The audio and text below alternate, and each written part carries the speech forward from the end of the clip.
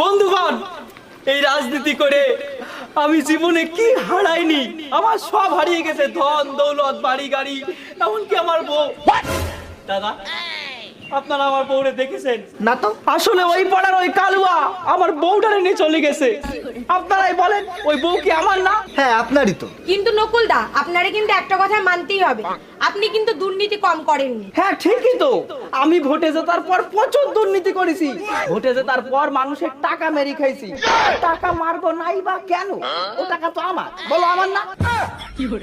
মাথা মাথা পুরো গেছে নাকি? জনগণের টাকা আপনার? আরে মানলাম জনগণের টাকা আমার না, তা বলি বউটা তো আমার। আমার বউটা কালুয়া কেন নিয়ে যাবে সেবেলা তো বলছো না। আসলে আমি বুঝে গেছি, তোমরাই হচ্ছে আসল বিরোধী। তোমরা ষড়যন্ত্র করে আমার ক্ষমতাতে সরাই দিয়েছো, এমনকি আমার বউটারও নিয়ে গেছো তোমরা। আমার বউটার কোথায় পাই? বলছি মামনি না, তোমরা কি আমার